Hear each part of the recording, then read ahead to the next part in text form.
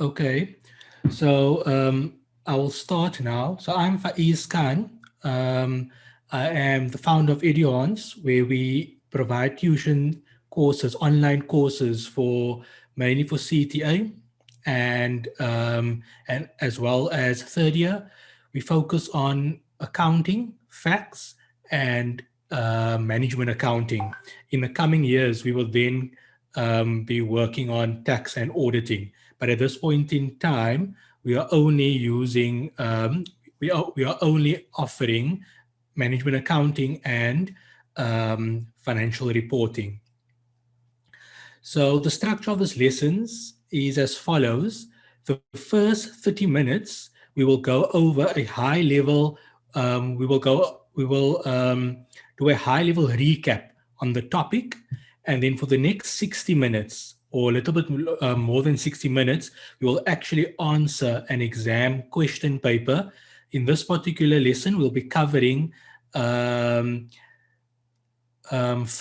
4863, Test 1 2019, and we're only going to be focusing on the income tax question, and that's it.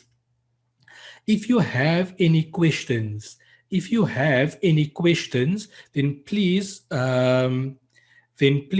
pop it in to your in the chat, and then towards the end of the lesson, I would have a look at it and try to answer as many as I can.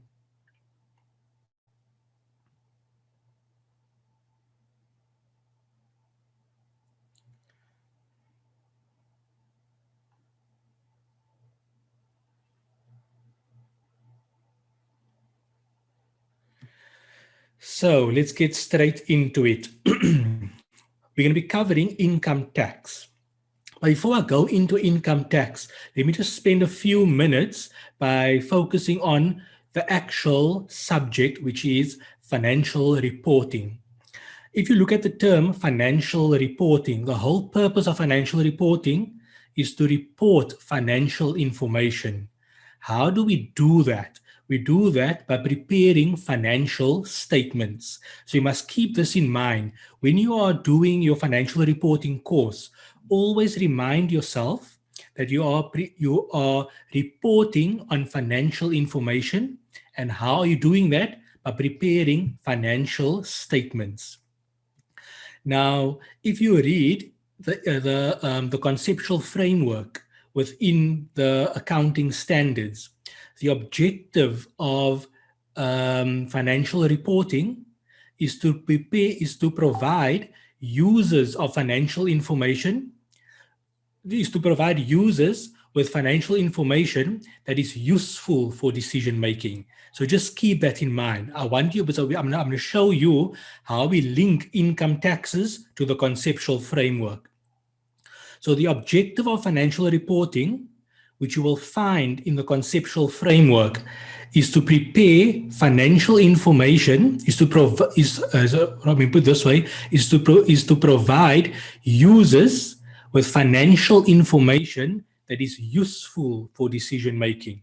So always remind yourself, when you're doing financial reporting, what is the purpose? The purpose is to provide users with financial information that is useful for decision making. Who are our users? There are two types of users. You get primary users and you get secondary users. The main objective is to provide primary users with financial information that is useful for decision making. Now, who are our primary users? Our primary users are three people. It is current investors, it is potential investors, and then it is current and potential lenders and borrowers. Okay, so just keep that in mind. So who are lenders and creditors? So who are our primary users? It is current and potential shareholders, current and potential lenders and creditors. So when you are preparing financial information that will go into your financial statements, it is to provide these users with financial information that is useful for decision making. So that's a key component. Why is it so important? When you go into auditing, so once you leave CTA and you go into auditing, or you become a financial accountant, one of your key responsibilities as a financial accountant is to prepare financial statements. So you're going to be working with the auditors. And one of the most important parts of financial statements is the information, how you disclose information. So remember, you want to provide information that is useful for decision making, but for who? For primary users. Critical, critical, critical. Now, keep that in the back of your mind. I'm now going to shift over to the topic of today, which is income taxes. What is the purpose? So income taxes is broken up into two parts. If you read IAS 12 income taxes in your financial reporting handbooks, income taxes is broken up into two parts. It is broken up into current tax and deferred tax. Now, remember, when you look at your financial statements and you look at the income statement, the statement of profit or loss and other comprehensive income, when you look at that line item, it will start, the income statement will look like this. Revenue, cost of sales, give you gross profit. Then you have other income, other expenses, and you have profit before tax. Then you have a line item called income taxes. And then you have profit after tax. Now that line item called income taxes is made up of a number of things. So for our purposes, it's made up of three things. It is made up of current tax, it is made up of deferred tax, and it is made up of foreign tax. So just keep that in mind. The main point over here is to, we're going to work on current tax and deferred tax. Now, let me just quickly jump into deferred tax. What is the purpose of deferred tax? That is one of the most important parts to think about. What is the purpose of deferred tax? The purpose of deferred tax, you must understand, is only an accounting thing. The purpose of deferred tax is only an accounting concept. It does not affect SARS. Okay, I just wanna just give me a moment. Someone just asked me something of a technical nature quickly. Let's see.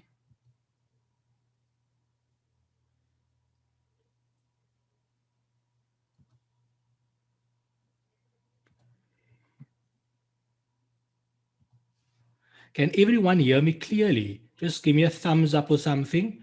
With someone saying they don't hear so clearly. Can you hear clearly? Just raise your hands, yeah, so people can hear clearly. So the person just asked me, so in Devo, from my side, my volume is on high, and many other people is saying they can hear clearly. On your side, is your volume of your computer up high?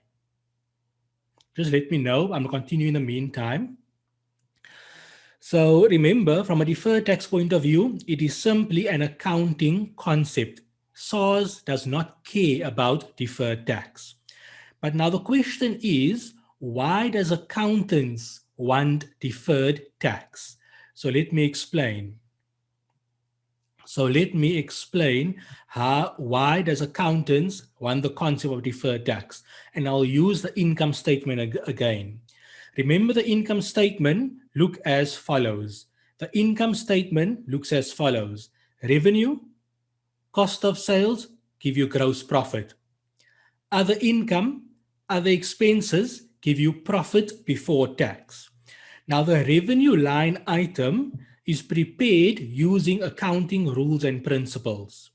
Cost of sales is prepared using accounting rules and principles. Other income is prepared using accounting rules and principles, and the same thing for other expenses. So therefore, profit before tax is an amount based on accounting rules and principles. Now we have income tax. If we did not have deferred tax, income tax would have only been current tax, and current tax is based on the rules of the Income Tax Act. So now you're going to end up with a profit after tax that is a mixture of accounting rules and tax rules. So the accountants are saying, you know what? We don't actually want that. We want income tax to be the tax from an accounting perspective. But what they did know that they can't change current tax, because current tax has to be calculated in terms of the income tax laws of the country. And hence they came up with a concept of deferred tax. So what is deferred tax? Deferred tax is simply differences between accounting rules and SARS rules, but not any difference. It is only temporary differences. If you look up the definition in the accounting standards, they will tell you deferred tax is future tax consequences. Deferred tax is future tax consequences. So the whole purpose of deferred tax is to ensure that the line item income tax actually aligns with what accountants actually want, so that the profit after tax line is an accounting number and not a mixture of tax and accounting. So just keep that in mind. However, unfortunately, there are some differences that will never be the same between accounting and tax. And as a result, we have something known as permanent differences. Anything that is a permanent difference will then be disclosed in the tax rate recon. So just keep that in mind. If you can see, I'm going to repeat myself one last time just to make sure you get this idea, because this is fundamental. If you can get this, everything will be much easier from your side.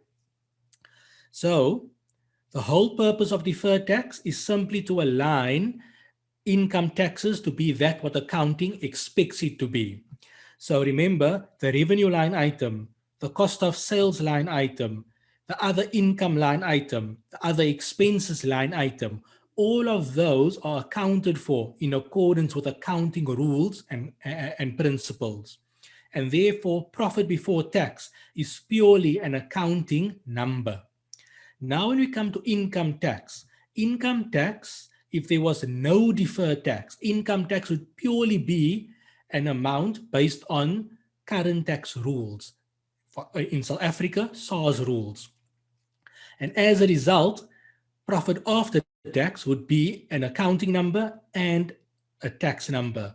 But accountants did not want that. They wanted profit after tax to be purely an accounting number. And that's why they introduced deferred tax, to adjust for any differences between accounting and SARS rules. But like I said, there are differences that will never be reconciled, which we call permanent differences. And any permanent difference will end up in the tax rate recon. Very, very important.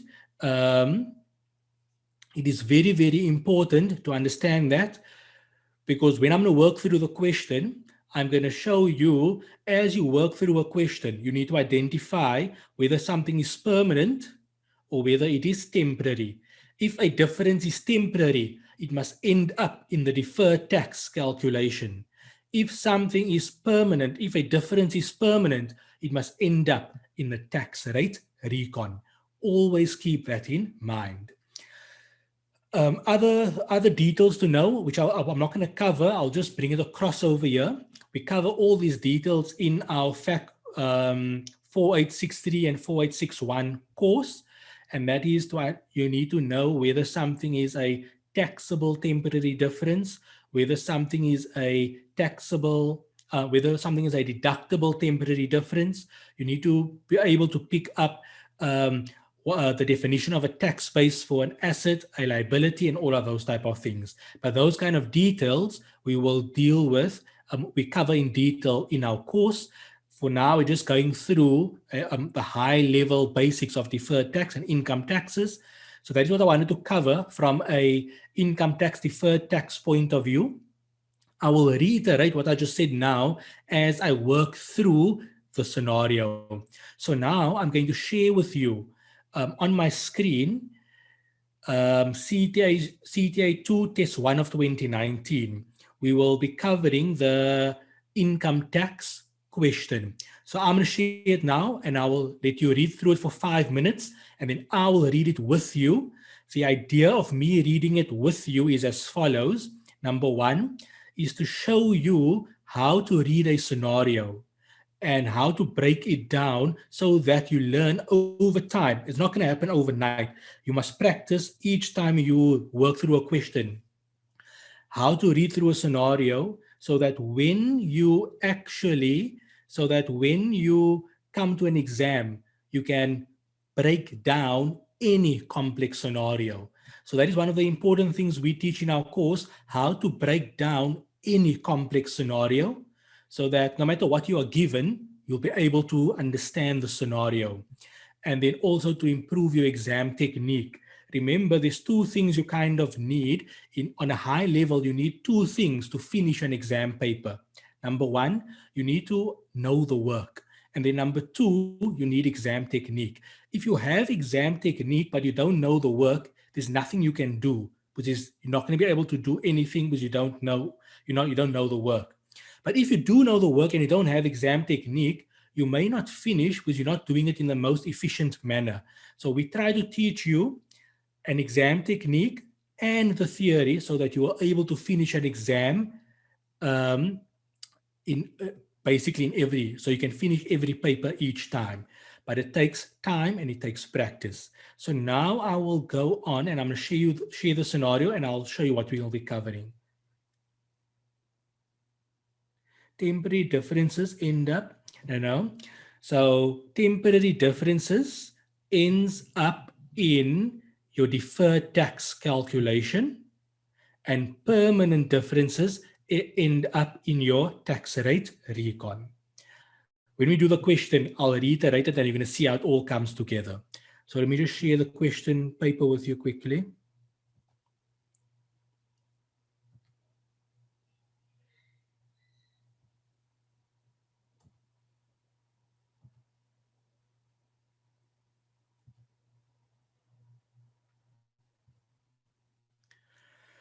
You should be able to see the question paper over here. Can you see it?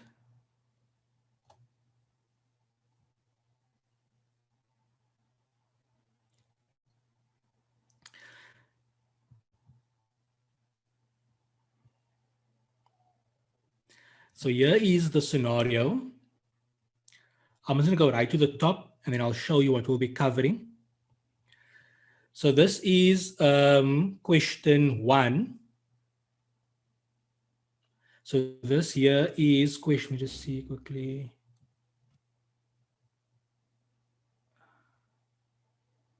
So we're able to see the scenario. You should be able to see it on your screen now.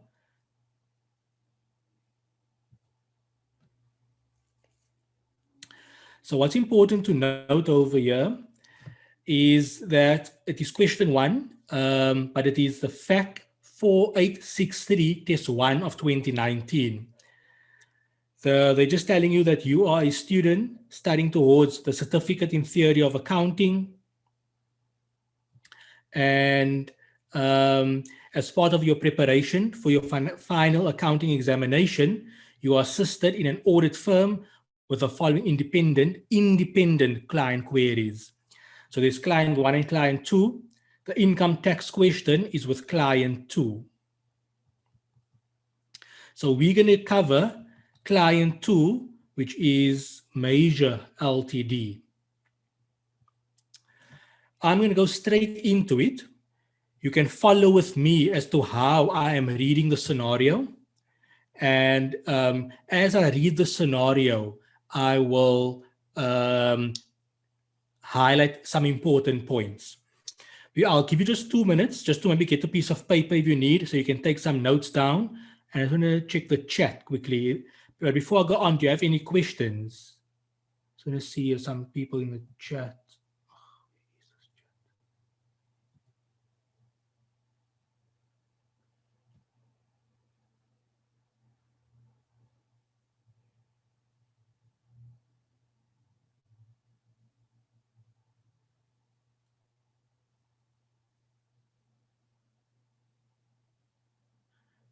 Okay. Okay, so I'm going to read the scenario.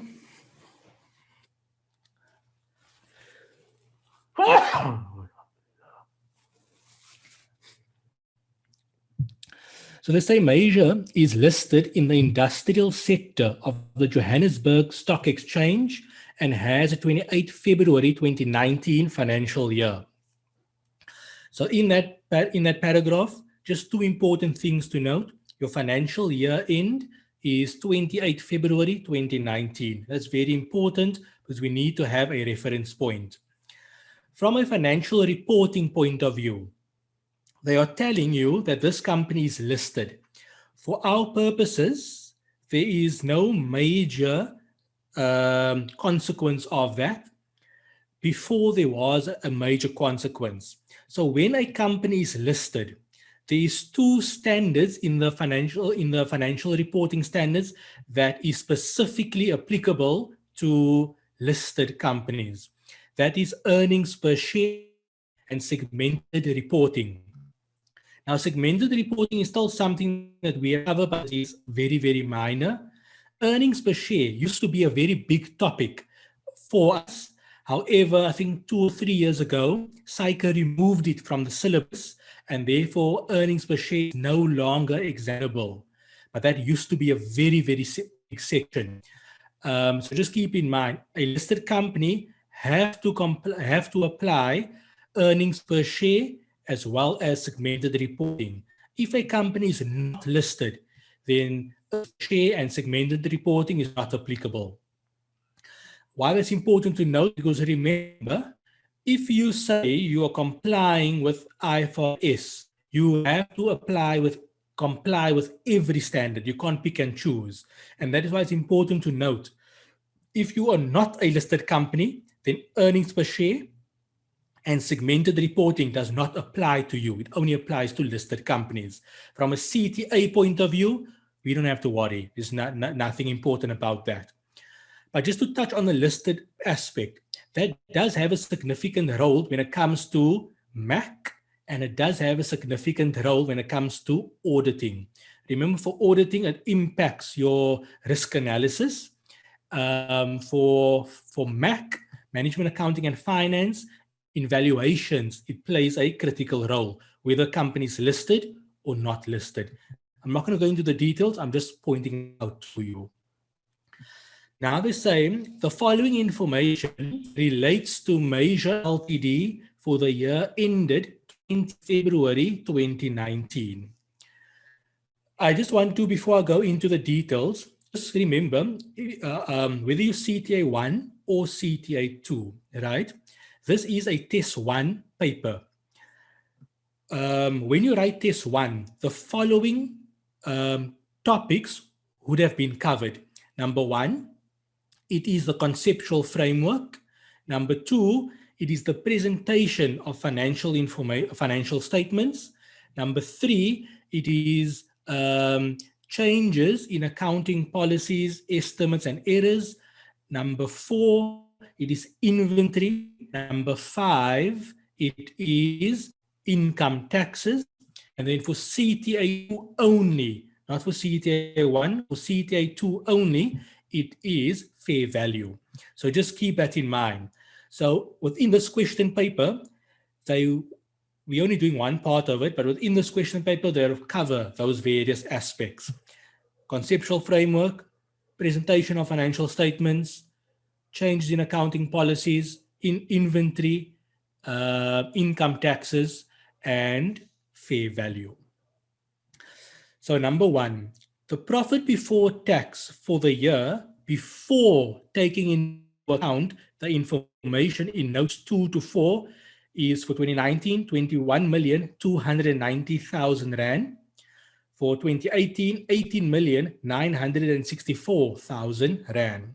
So they told you That is the profit before tax, before taking into account notes number 2 to number 4. So what you must know, there are most likely going to be adjustments. So you will end up with an adjusted profit before tax. So just keep that in mind. Once I head over to Excel, I'll show you how we do that. Now we go to number 2. The depreciation expense of 4 million Rand for the 2019 financial year does not include a change in estimate of 560,000 Rand, an increase in depreciation arising from a revision of the estimated useful lives of vehicles. The revision of useful lives was done after the profit before tax in Note 1 was calculated. The carrying amount and tax base of the vehicles before taking into account the change in estimates are as follows. So they're giving you the carrying amount and the tax base for vehicles for 2018 and 2019, and then they tell you no vehicles were purchased or sold during 2018 and 2019. So very important. They are telling you that 4 million Rand does not include the 560,000 Rand. They're telling you that the 560,000 Rand is as a result of a change in estimate, which caused depreciation to increase. Now, you must keep your head up straight here. Remember, this is a more easy setting. If you are in an exam setting, there's so many other elements playing. It is the pressure of the exam, the time constraint, you're writing whole day, and just all the other kind of stresses that come with it. It's your year mark and all of those type of things. So here it's simple. In the exam, it's not going to be as simple. So what you must just keep your mind up straight is that they're telling you that the 560 is an increase in depreciation. An increase in depreciation is an increase in an expense. An increase in an expense decreases profit. Remember, we're going to have to take this number and not adjust depreciation. We must take this number, the 560, and adjust profit before tax. So it's an increase in depreciation, which means it is a decrease in profit before tax. Please make sure you pick that up. Here it is simple. In an exam, it is not so simple. Why? Because all of that other pressures that is on your mind, the stress, it's your exam mark and all of those type of things. So please be aware. Then they're giving you, okay, we went through the tax base and so forth. We will deal with that when we come to income tax. Now let's go to note number 3. Oh, just one thing. In point number 2, this 560,000 Rand, that will be an increase in depreciation. Remember, between vehicles for accounting, and it's always going to be a temporary difference. Okay, so depreciation and wear and tear is generally a temporary difference. They never said anything else, so we assume that it's going to be a temporary difference. Number 3, after the profit in note number 1 was calculated, the directors decided to change the accounting policy of the company in respect of the valuation of inventories. Previously, the company valued inventories on the weighted average method and changed the policy to the first in, first out method, since it will result in more relevant and reliable presentation of the effect of inflation on the company's inventory balances. The inventory values at the end of February based on the 2 methods of valuation were as follows. For the old method, they're giving you 2019, 2018, 2017. For the new method, they're doing the same thing. They say, assume that SARS will not reopen the previous year's assessments for the change in the valuation method. Now, let's quickly spend some time on this one. This, as you can see, look at the integration. Remember, from in test 1, one of the topics that you will cover is change in accounting policies, change in estimates, and errors. In note number 2, we dealt with change in estimates. In note number 3, they're bringing change in accounting policy. Keep in mind that a change in estimate is a prospective adjustment. A prospective adjustment means that you adjust in the current year and going forward. So that's note number 2.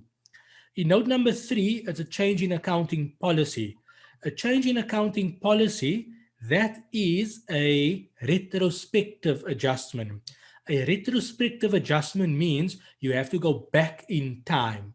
So just keep that in mind. When we answer the question, I'll give you some more details and I'll show you what I mean. But I want you to keep that in your mind, that a change in accounting policy is a retrospective adjustment. That is, you're going back in time. Okay, so you need to change the numbers back in time. There's 2 more things to be aware of. When it comes to inventory, if you read the income tax standards, income tax standards sections, when it comes to inventory, the Income Tax Act says the following, that inventory, closing inventory, opening inventory will be valued in the same manner as accounting. So if you're valuing using the first in, first out method, SARS will also use first in, first out method. If you are using the WACC method, SARS will also use the WACC method. And therefore, the carrying amount for inventory and the tax base for inventory will always be the same, and therefore, we do not have a temporary difference. The only time you will have a temporary difference if there's a net realizable value impact, okay? SARS does not care about net realizable value. So just keep that in mind. Now, however, if you read the last paragraph, here's a change in accounting policy. They say, assume that SARS will not reopen the previous year's assessment for the change in valuation method. That's going to play a role when we calculate deferred tax. I will deal with it in more detail when we come there. Okay, I just want to point it out to you. So just keep your mind that there's 3 important things in note number 3. Number 1, the change in accounting policy. Change in accounting policy means we need to go back in time. Number 2, the general rule when it comes to deferred tax relating to inventory, that there will be no temporary difference. Why? Because the carrying amount and the tax base is calculated in the exact same manner. Number 3, there will be some difference over here because of the fact of the change in accounting policy, and because SARS says they will not reopen. So there will be a deferred tax implication, but I'll come to that when we get there. Now we come to note number 4. They say Malaysia acquired land for 2 million rand on 10 March 2018. 10 March 2018 is in the current financial year. Remember, our financial year end is 28 February 2019, which means the beginning of our financial year is 1 March 2018. So therefore, we acquired the land in the current financial year. There was no land in the prior financial year. The land is measured at the cost model in terms of IAS 16. Remember, at acquisition, you will always use the cost model. It is the policy of the company to subsequently measure land according to the revaluation model. So now, at initial recognition, we always use cost. Subsequent measurement, you have a choice, either the cost model or the revaluation model. In this case, they chose the revaluation model. The fair value of the land on 28 February 2019 amounted to 3 million rand. No entry has been recorded to reflect the revaluation. Now, please be aware, we must not adjust profit before tax. We can see there's a revaluation gain of 1 million rand, which is going from 2 million to 3 million. So there's a revaluation of 1 million. We will not adjust profit before tax for the 1 million rand. And the question is, why? Why are we not adjusting profit before tax for the 1 million rand? Because revaluation in terms of IAS 16 does not, a revaluation gain in terms of IAS 16 does not go through profit or loss. Instead, it goes through OCI. So just keep that in mind. Income taxes is an amount in when you calculate the profit and loss figure. So just keep that in mind.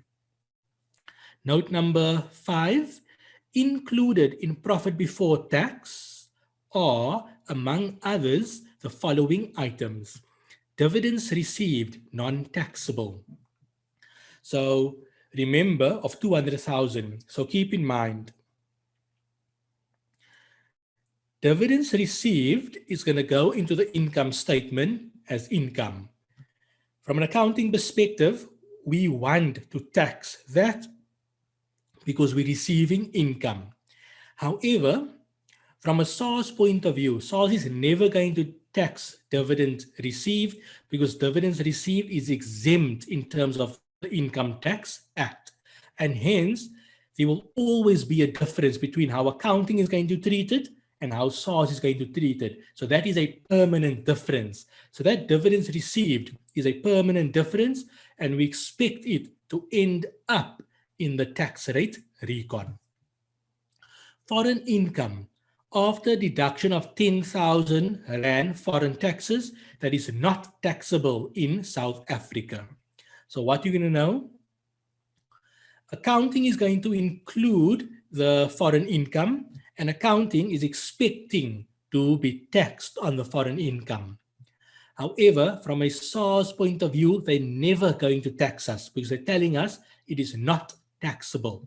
And therefore, there's always going to be a difference between accounting and SARS. So that is a permanent difference. Because it is a permanent difference, we expect it to end up in the tax rate recon.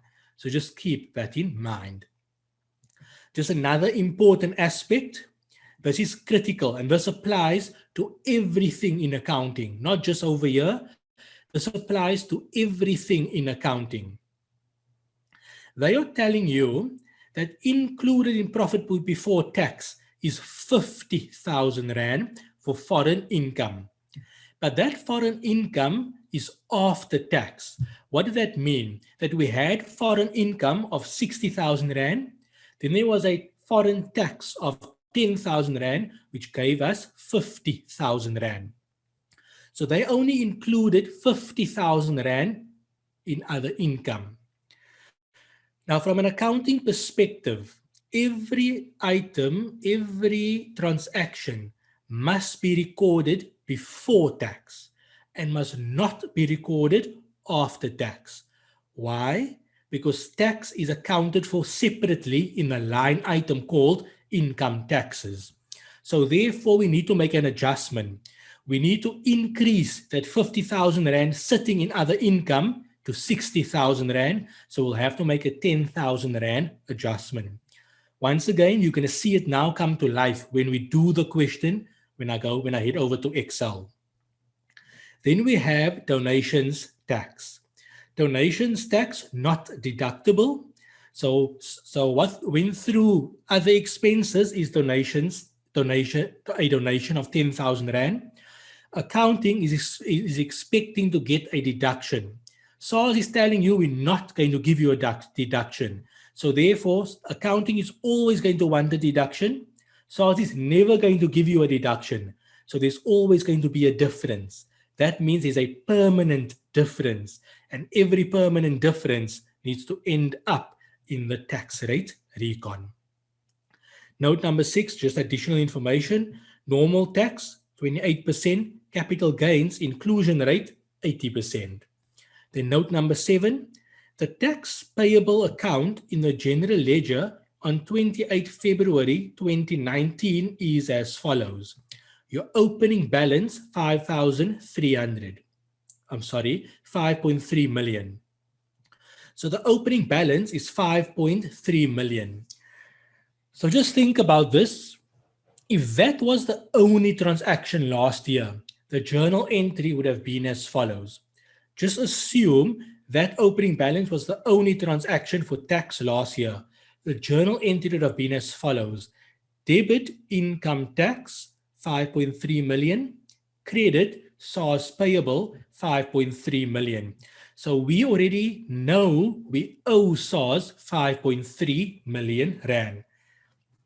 Next line item. They say payments made in final settlement of 2018 assessment.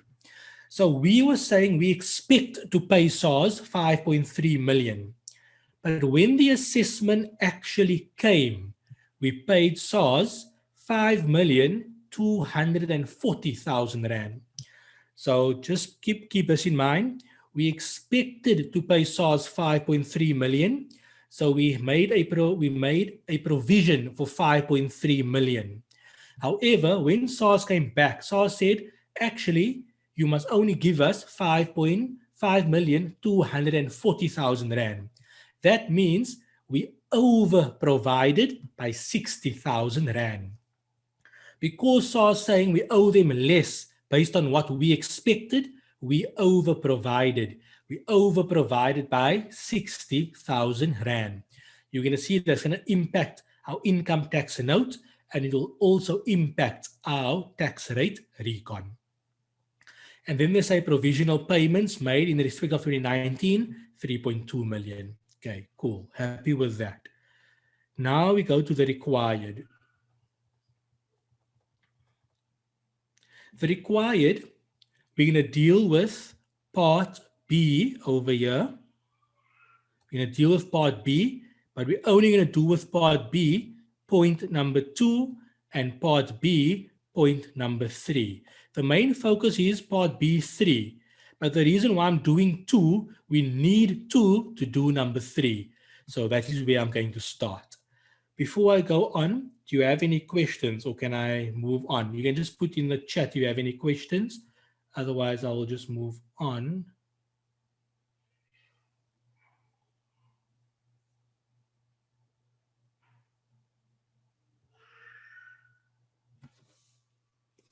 Okay, someone have a, let me just see quickly.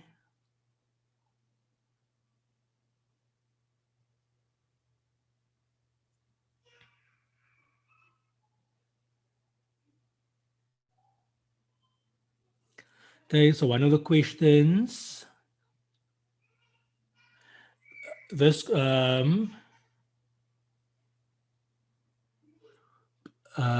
okay, someone on the question paper, I'm just going to send the person the question paper.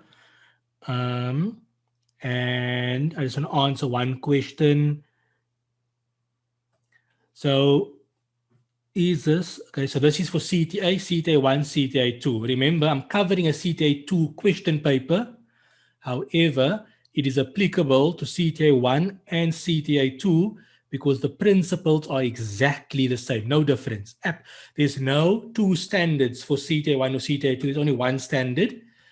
So this is applicable for both CTA1 and CTA2. It is also applicable for third year, because there's no difference in the accounting standards. And yeah, so I just chose a CTA2 question paper. I will, before we go on to Excel, I'll share the paper now, but there's just one question someone asked me. I have a question regarding the revaluation of 1 million rand that will not be adjusted for gains. Why is that? I didn't hear the explanation. Okay.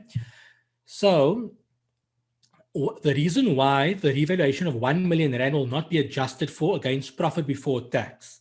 So let me quickly go back. I'm going to go back to outside of income taxes. So keep in mind that in the, when you're doing, by the time you do test 1, you have covered the conceptual framework, you have covered presentation of financial statements, inventories, change in accounting policies, estimates and errors, income taxes, and for CTA2, fair value. For CTA1, you don't cover fair value. Now, the income statement has 2 parts. The income statement has the profit and loss section, as well as the other comprehensive income section. Now, income taxes is purely focusing on the profit and loss section. Income taxes for other comprehensive income is done completely separately. Now, a revaluation gain on land falls within IAS 16, property, plant and equipment, PPE. Revaluation in terms of PPE, a revaluation gain, a revaluation loss in terms of IAS 16 PPE goes through OCI and does not go through profit or loss. And because income taxes is dealing with the profit and loss section of the income statement, we do not adjust profit before tax. So that's the reason. Revaluation gain does not go through profit or loss. Revaluation gain goes through OCI. So just keep that in mind. I'm going to share the question paper now on WhatsApp.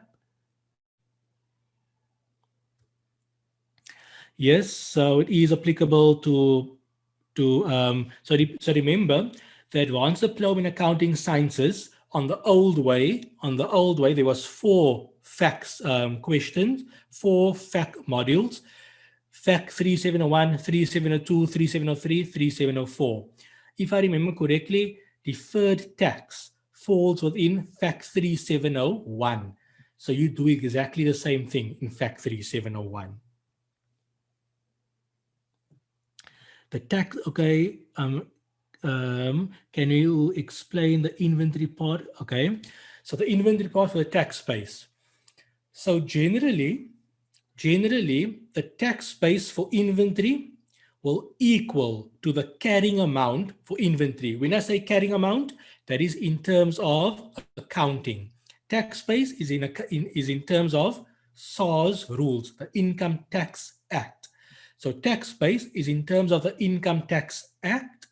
Carrying amount is in terms of accounting. So the tax base for inventory will equal the carrying amount. The reason being is, sorry, I just have a,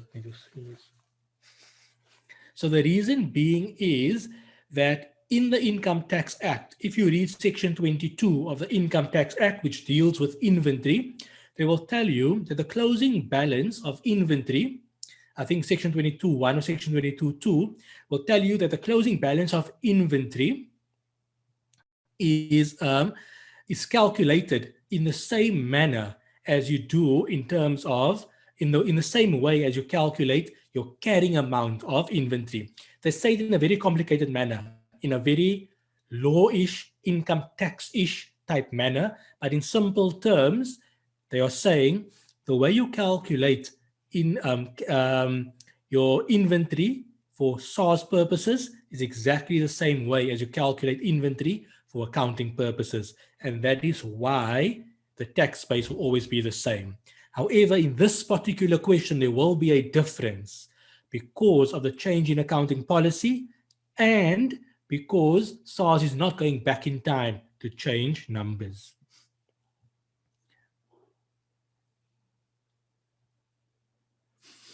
So for over provision, SARS give you a refund. So we'll do that. Please repeat that. Okay, so repeat the revaluation. So remember, so maybe we just do this quickly, because you're probably having some background from prior years. So remember, there's 2 types of revaluations. You get a revaluation in terms of PPE. You get a fair value adjustment in terms of investment property. Now, a fair value adjustment in terms of investment property would go through profit or loss, but a revaluation in terms of a revaluation gain or a revaluation loss in terms of PPE does not go through profit or loss. It goes through other comprehensive income. And because it does not go through profit or loss, we won't adjust the profit before tax line item. But I will leave it at that now. I'm going to move on to Excel, but I just really want to share the question paper with everyone. Just give me a few minutes and then we'll move on. I need to share the question paper. Let's see if I can drop it over here. I'm going to stop sharing my screen quickly, but I just quickly want to share in the WhatsApp group.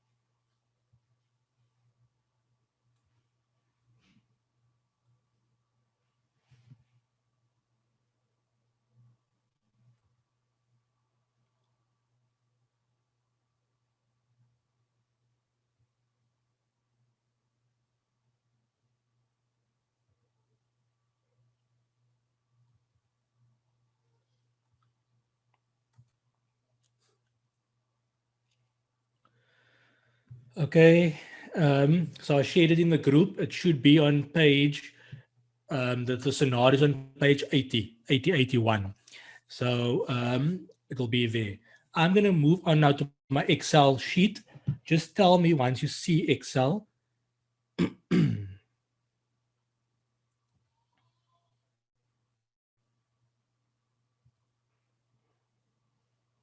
What's happening over here?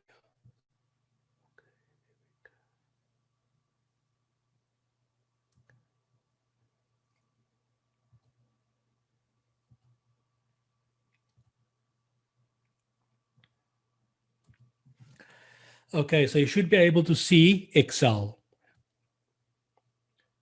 Okay, so I'm assuming you can see Excel.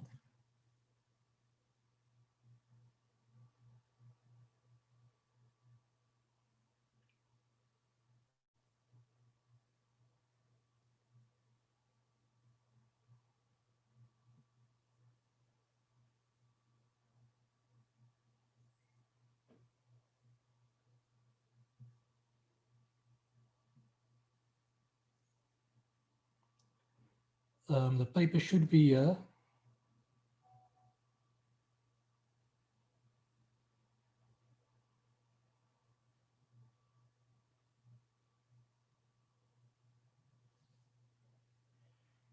Okay, so you guys didn't get the paper. We just see, I see it in my thing.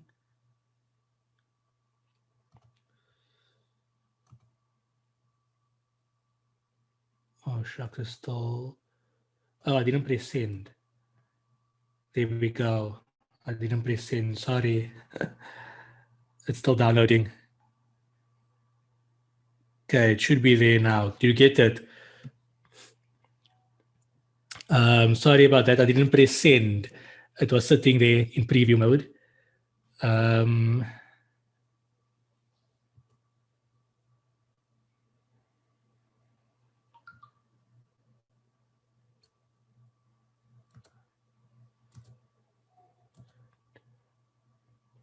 Okay, so now we will go, should all be sorted.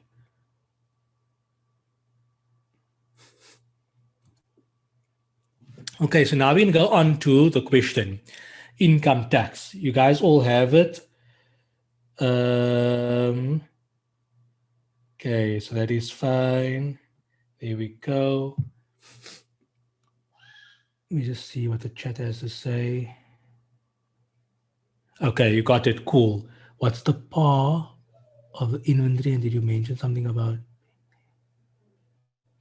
Yeah, so we'll cover that now when we do the question. Okay. So anybody on the revaluation, anybody on the inventory, let's go through the question and then you can ask me again if it's not clear. Okay. So now we're going to cover income taxes. Let me go read I want to read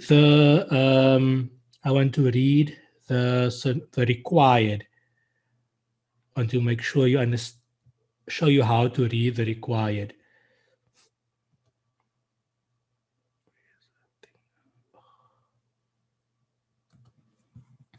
So part B, point number 2 says calculate the profit or loss before tax of Major Ltd for the year ending 28 February 2019. So just keep in mind, it is for the year ending 28 February 2019, only that. They use the word calculate. The word calculate means you do it however you feel like doing it. Just give me a number. That's what the word calculate means. And we want to calculate profit before tax. Only 2 marks. So don't go to Mars. Keep it as simple as possible. It does not mean there's going to be no adjustments. There will be adjustments, but probably a half a mark for each one. Then point number 3, which is the 16-mark question. And that is what I want to get to quickly. So the 16-mark question says as follows.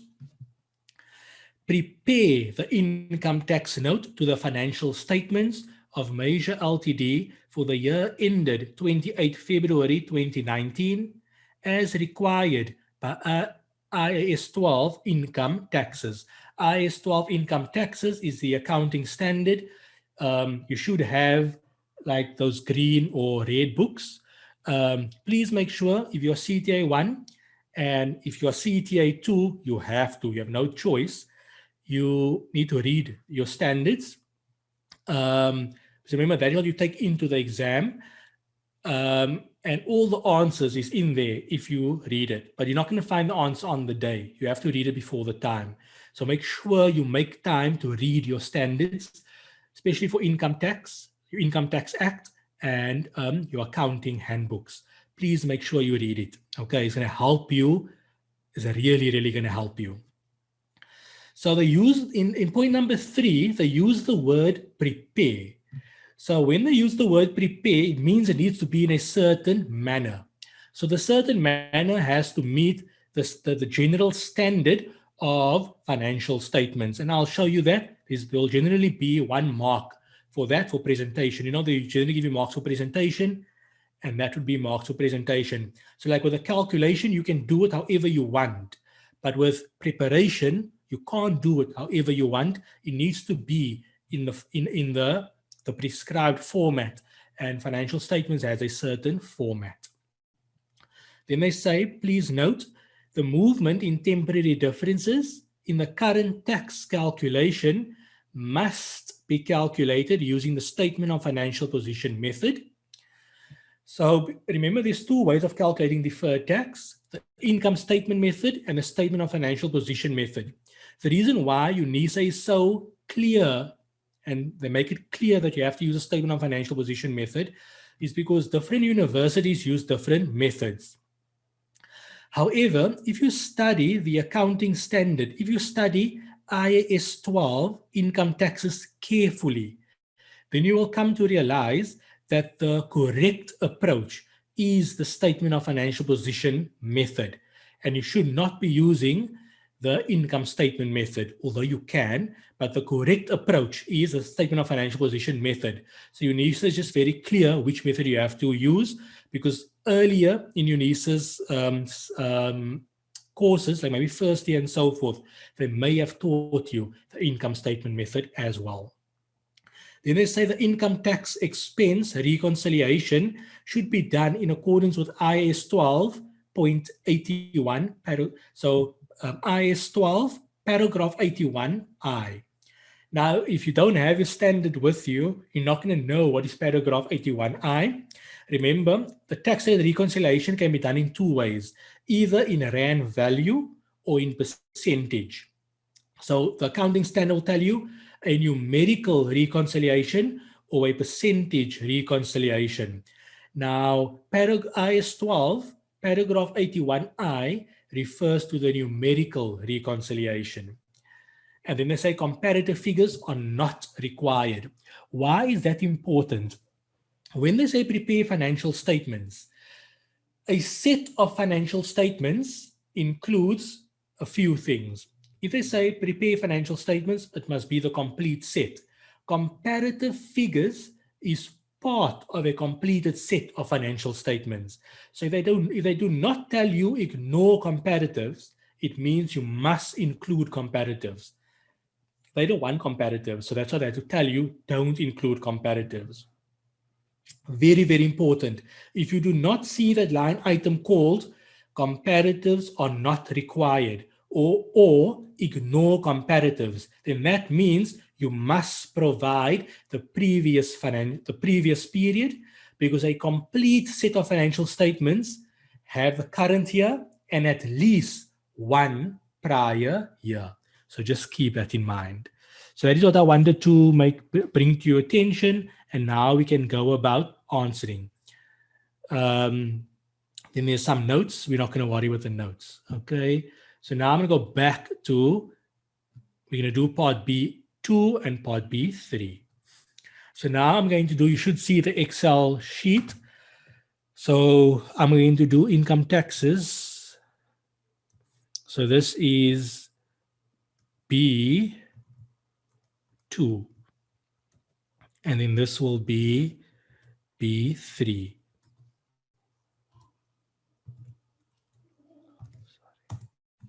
So there we go, B2 and B3. B2 says calculate profit before tax. And they only want 2019. So here I'll put in 2019. So we'll start off with profit before tax. Profit before tax. I'm just going to have here a reference and I'll just have here comments. What you need is just basically that 3 highlighted in, I'll highlight it in orange. So that 3 is what you need. The comments is just for me to leave some notes for you because I'm going to share this Excel thing, this Excel workbook with you. So I'm just going to leave some comments as I speak over here so that when you work through the workbook with the video and the question paper, you can at least make some sense.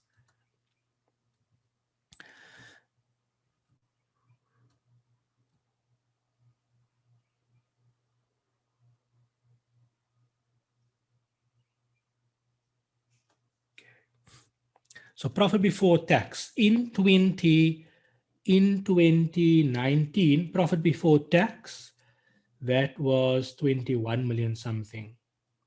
It was 21,290,000 Rand. So 21,290,000 Rand. I don't think you'll get any marks for that.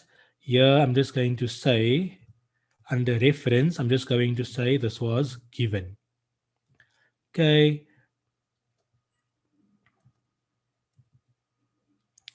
Now we need to make some adjustments. Now I just go through the notes. So if I look at the notes, the adjustment in note number 2 was at 560,000 Rand. Remember, so here I'm going to say increase in depreciation. Keep in mind, we are not adjusting depreciation.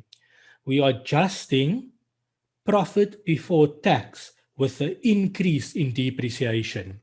So we are adjusting profit before tax with the increase in depreciation. An increase in depreciation is an increase in an expense. An increase in an expense decreases profit before tax. So I'm going to say minus 560,000 Rand. Okay, so what I'm going to say, increase in depreciation is an increase in expense. Therefore, profit before tax decreases. Okay, so just keep, I just wanted to give you some that kind of notes. Now we can go on to the next one. So that's the only thing that's impacting profit. Then we can go to number 3. Okay, so now I'm going to do a working for you. Okay. So remember, I'm going to do my workings. Just another tip, don't do your working as the first part to your solution. When you're doing part B, don't let the examiner open up to a working. Let the examiner open up to your answer, like what I'm doing over here. Let the workings to your answer be below or on a separate page. So my separate page is where I have the heading called workings. So here is my separate page called workings.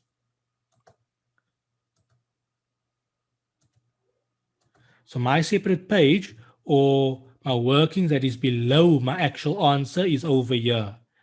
And now I'm going to say I have working 1. We have to do an sorry, I'm missing some water.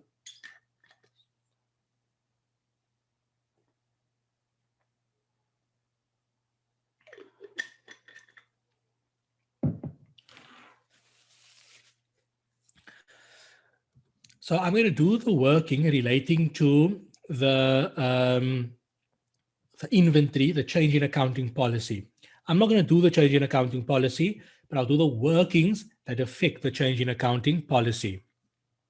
The way you will work out change in accounting policy would be as follows. We'll have details. We'll have 2019. Then we'll have profit and loss. we'll have 2018, we'll have 2017, and then here we'll also have profit and loss. We're going to have the WACC method, and then we're going to have the FIFO method. Now in 2019, WACC was 1413 and FIFO was 1419. So 1413, 123, 1490, 600. Then for 2018, it is 1370 and 1440. 1370, 123, and 1440, 123. And then in 2017, it was 1312 and 1369. 1312 and 1369, 123. Just to give you some background, why do we have 3 years? Remember, going from WACC to FIFO or FIFO to WACC or specific identification to FIFO WACC, that is considered to be a change in accounting policy. A change in an accounting policy requires a retrospective adjustment. A retrospective adjustment means go back in time. Now, in order to go back in time, it is your current year and prior years. So generally for a change in accounting estimate, you just need the prior 2 years. So therefore the prior 2 years is 2018 and 2017.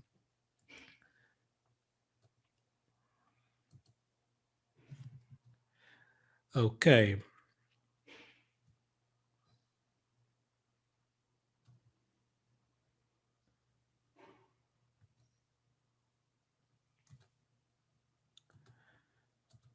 So now we'll have the difference.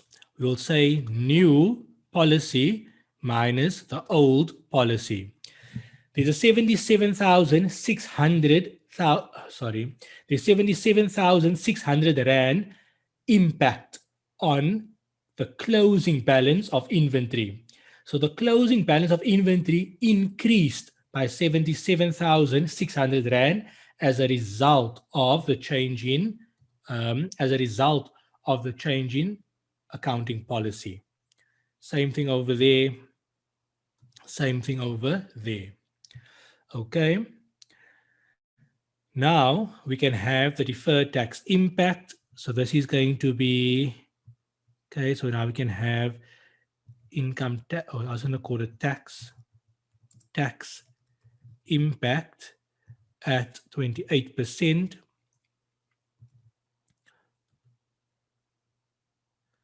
So I was going to say equal that multiplied by 28%. What I'm highlighting in yellow is not required for part number 2. What is highlighted in yellow is what you'd have done in B1. Okay? I'm only doing it in B2 because I'm not doing it in B1 and I need it for B2. Whatever you'd have calculated in part B1 must be used in this question. I'm not doing B1, so I need to do it over here now. So what I'm highlighting in yellow is not required for what we need now, but it would be used in B1. So net impact. Net impact.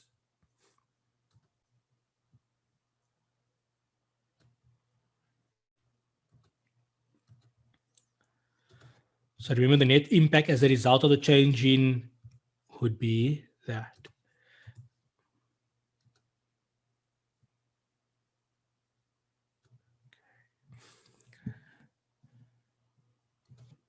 So I'm going to do the same over here. 70,000 times 28%.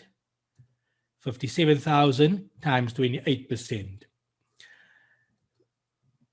The 2019 column, the 2018 column, and the 2017 column. That is the impact on the balance sheet. So at a point in time is the balance sheet. So This 1,413,000 Rand is the value of inventory according to the WAC method. This 1,490,600 Rand, that is the value of inventory according to the FIFO method as at 29 February 2019. So that is the balance sheet impact. So this 77,600 is the impact on the balance sheet. Okay, so just keep that in mind. The impact on the profit and loss is the movement between these balances. So the impact is as follows.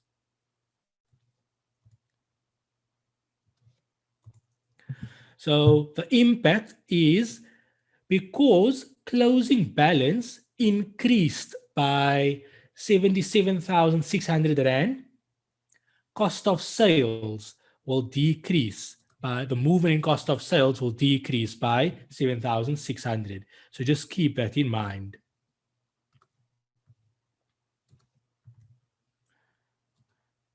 So all I actually need over here is the green highlighted number. I only need the green highlighted number. I'm not going to go into super detail, but this is change in accounting policies, that is B1. But I do need the impact of the change in accounting policy on profit or loss. So let's quickly go through. In 2018, as a result of the change in accounting policy, the closing balance as at year-end 2018 increased by 70,000 Rand. The closing balance of 2018 is the opening balance of 2019.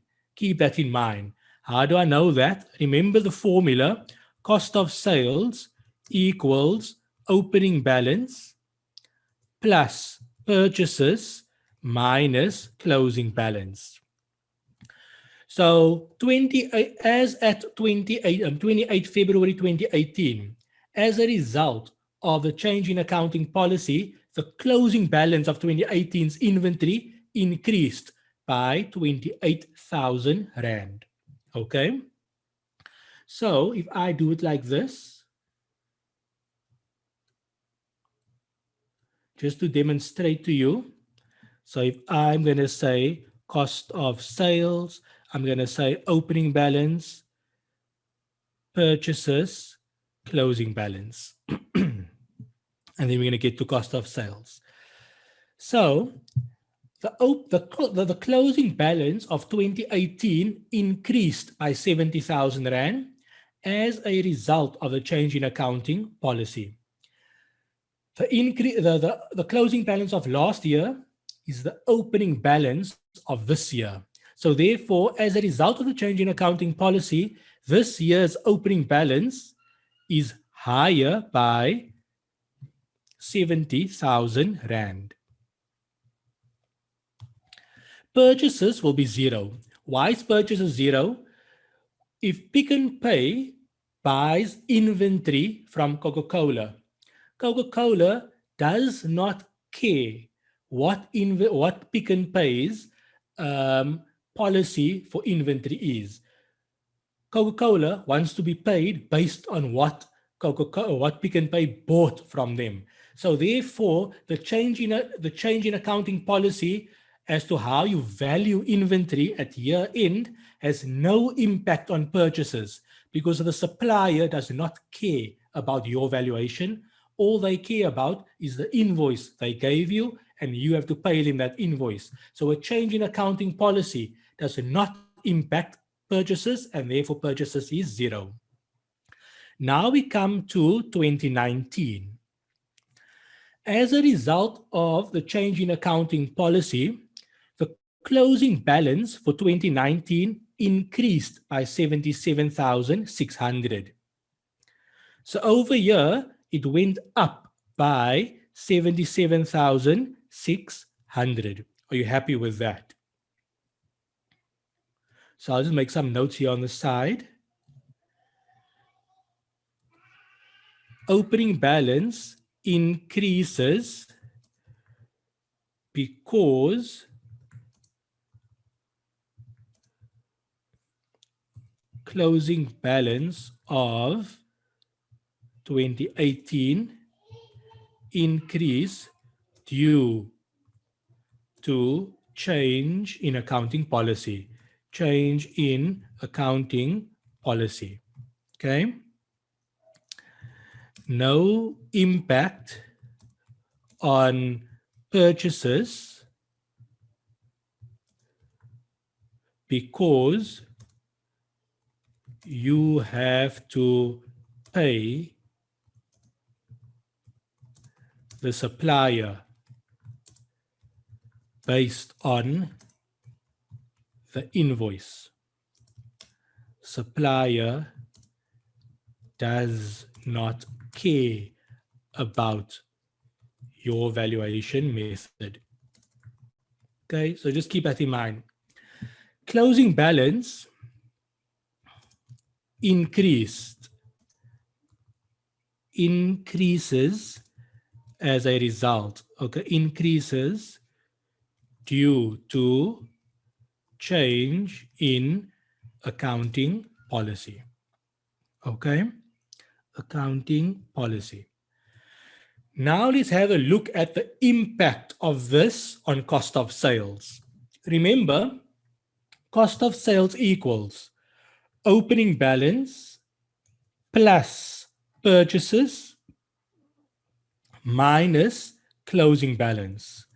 So the impact on cost of sales is minus 7,600 Rand. Okay, so cost of sales decreases by 7,600 Rand. Cost of sales is an expense. If an expense decreases, profit increases. So here we're going to say decrease in cost of sales due to change in accounting policy. Okay, so remember that must equal positive 7,600 because cost of sales is going down by 7,600, but a decrease in cost of sales causes a decrease in expenses. A decrease in an expense causes an increase in profit before tax. So here we're going to say decrease in cost of sales is a decrease in expense. Therefore, profit before tax increases. Okay, just keep in mind, it took a bit of time, but it's more the explanation. Okay, I just wanted to focus on the explanation. Now let's move on. Now we go to where we were now. We were at number 3. Now number 4, there is the revaluation. So number 4, there is the revaluation. So you don't have to do this. I'm just going to put it in over here. Revaluation. You don't have to do this. I'm just doing it for completeness purposes. For our purpose, I'm putting 0. And I'm going to say not included as revaluation is included in OCI and not profit or loss. Okay, that was that one. And then we can go over here, number 5. So dividends received is already included in, so let's say included in profit before tax. So dividends received is there already. Foreign income is there already. Donation is there already.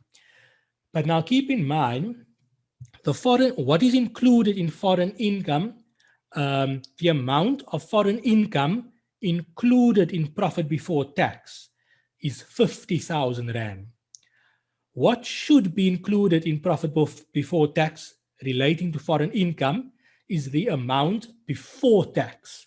The amount before tax is 60,000 Rand, not 50,000 Rand. So therefore we need to make a 10,000 Rand adjustment. So here we'll say foreign income, we're going to say plus 10,000 Rand. And what's the reason? Included in profit before tax is the after-tax foreign income of 50,000 Rand. Accounting requires the before tax amount to be included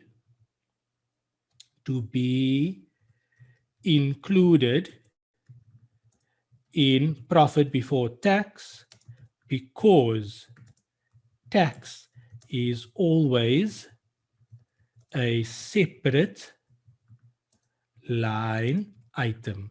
Very, very important from an accounting perspective.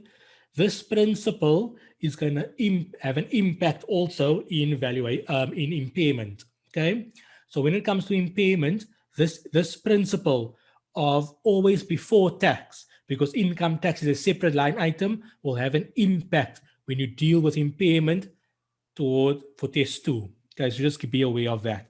Very important principle. So I'm only adjusting for 10,000. Why? They should have included the before tax amount of 60,000 Rand, but they actually included the after tax amount of 50,000 Rand. So in order to go from 50 to 60, we must include 10,000 Rand. Is it positive or negative? Remember, an income increases profit. So because we're increasing the income, profit will increase, so we leave it as a positive 10,000 Rand. Now, let's go on. Oh, what just happened here now? Okay, let's go on. So number 6, nothing. Number 7, no impact on profit before tax. So make this a bit smaller.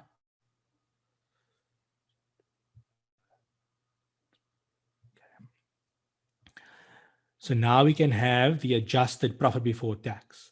Remember, in an exam, you're not going to take this long. This is obviously a teaching lesson and showing you how to think through what is the rationale, what's the reasoning. So you practice and practice and practice like this. And as you practice many questions, you must become faster. Remember, this was only 2 marks. So we should have, I think, completed in 3 minutes. But that is not the point of here. Time is not the point over here. So adjusted profit before tax. It's going to say equal the sum of this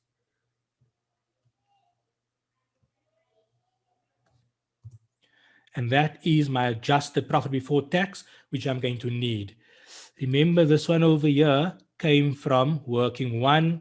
When you do a working, always reference. When you do a working, always reference.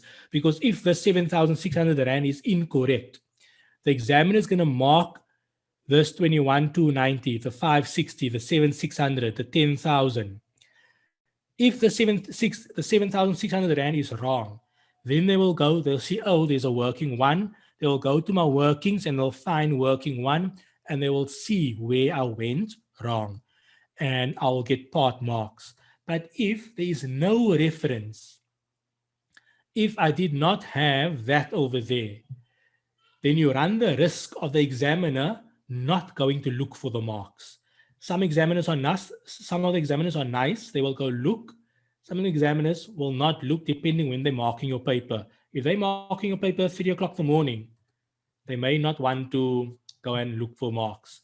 Or if they are already tired of all marking people at making mistakes, they're grumpy. By the time you're marking your paper, you run the risk. So just make sure that you make it as easy as possible. And this is true at various universities, even in matric exams. The way you present your paper will have a huge impact on how examiners mark your paper, because if your paper is set out nicely, easy to follow, it is much easier for them to see where you went wrong and give you extra marks. But if it is messy, it's going to be very difficult for them. So just be cognizant of that. So try to see how I've set out my paper. And now I'm doing it on Excel. But the way you do it on Excel is very similar as to how you do it when you write it out on a paper. So just be aware of that. This is part B. It is your adjusted profit before tax. We're going to use that number when we start with part 3. So now I'm going to go on to B3. Remember B3 said, what did B3 say? Prepare the income tax note. So what you must know, for income tax note, you must prepare it. So there's a standard presentation. Financial statements, the basic things has 3 things. The company name, the name of the statement, and the date. So the company name, we are preparing it for Marsha, what was it? Ltd. Cannot remember. It was Major Pty Ltd or was it Major Ltd? For Major Ltd. So Major Ltd. That's the company name. That's point number 1. Point number 2, the name of the statement. It's going to be notes to the annual financial statement for the year ended. Remember, every statement, income statement, all of those is for the year ended. The only statement, the statement of financial position, is as at. If you get that wrong, they'll penalize you. They'll penalize you for that. So remember, income statement, statement of changes in equity, statement of cash flows, the notes to the financial statements, those 4 is for the year or for the period ending. The balance sheet, the statement of financial position is as at. That's very, very important. So number 1, company name. Number 2, the name of the statement. Number 3, the date. I just put the date over here. You can put the date next to for the year ended. I'm just doing it over here just to show you the 3 things. 28 February 2019. So there we got our presentation marks. Okay, the note to the financial statements, and that's what we're going to do. Now they ask you to prepare the income statement note. Now I want to give you a way of thinking through this so they don't have to memorize the statement. So I'm going to first draw up the template and then we will get into the numbers. I'm going to first draw up the template and how I think through drawing up this template, and then we will work through the actual numbers. So income statement. So remember it's the notes. Which note? It's the income tax note. Okay, so income tax. That is what I'll do over there. Now, this is the note. We can make it in bold. The income tax note, you must understand, is going to be split between 2 things. So the income tax is going to be split between 2 things. SA normal tax. So listen, try to follow this thinking approach. Income tax is broken up into 2 parts. SA normal tax and foreign tax. Okay. So income tax broken up into 2 parts. SA normal tax and foreign tax. Now, we're going to break up SA normal tax further. So income taxes, 2 things. SA normal tax and foreign tax. Now we go to SA normal tax. SA normal tax, we break up into further 2 parts.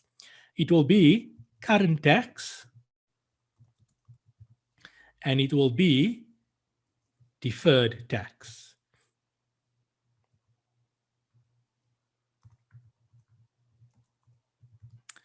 Okay, so it will be current SA normal tax and foreign tax. Okay, that's the first 2. Then we will have current tax and deferred tax.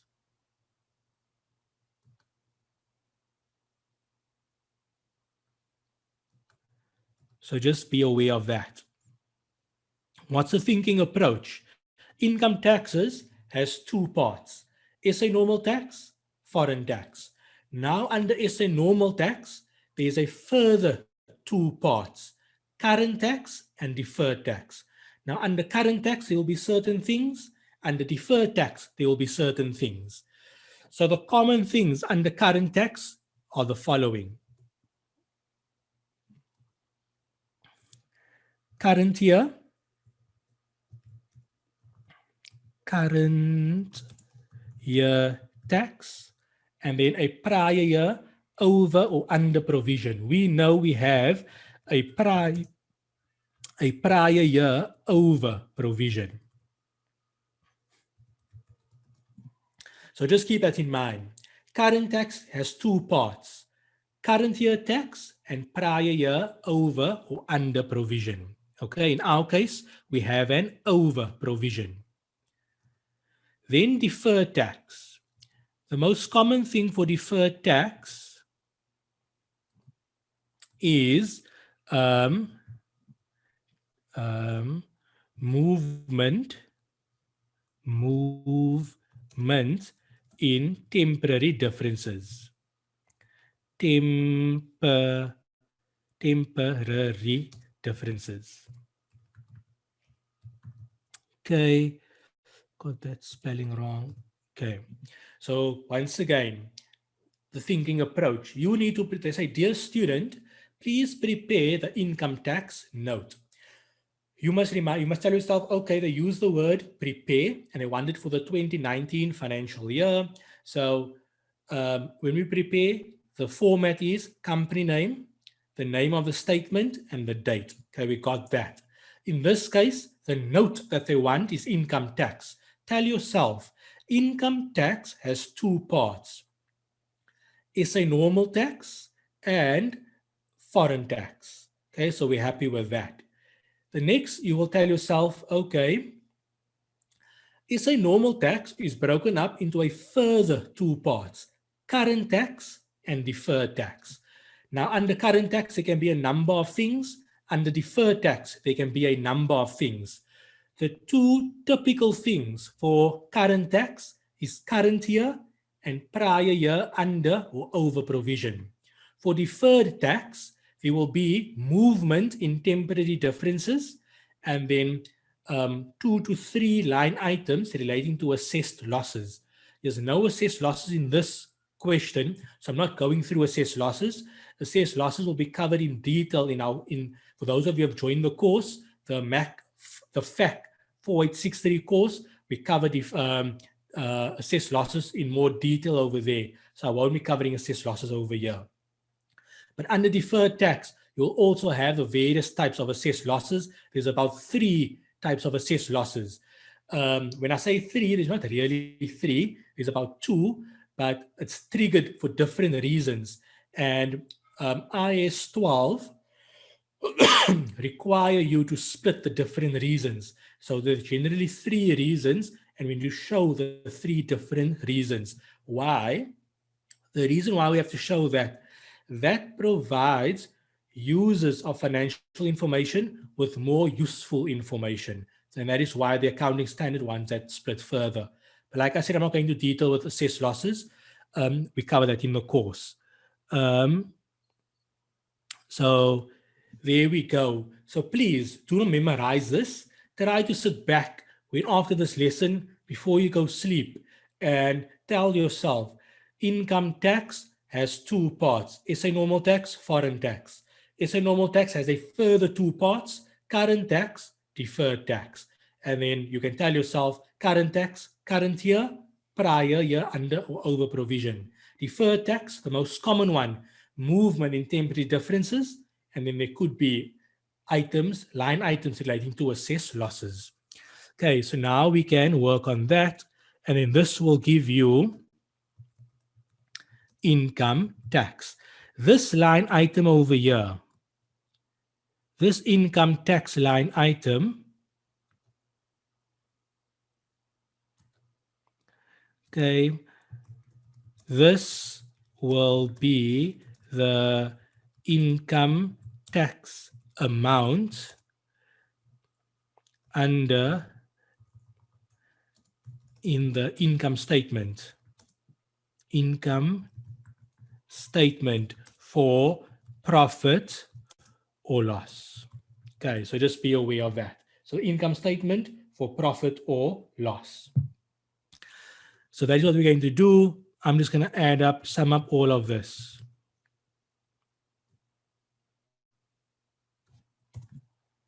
The next thing you will do is you will set up the tax rate recon. And here we'll just call it tax rate reconciliation. Tax rate reconciliation. And it is in bold. So let's have a look. The tax rate reconciliation.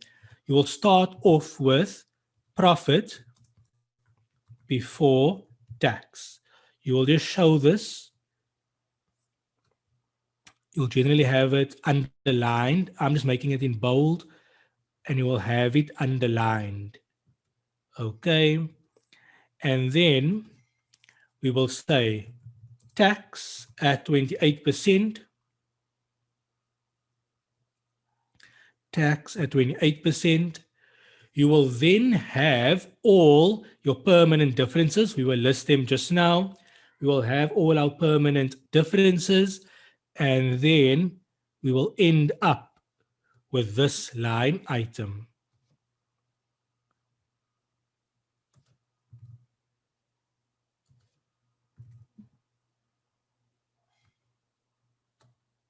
Income tax.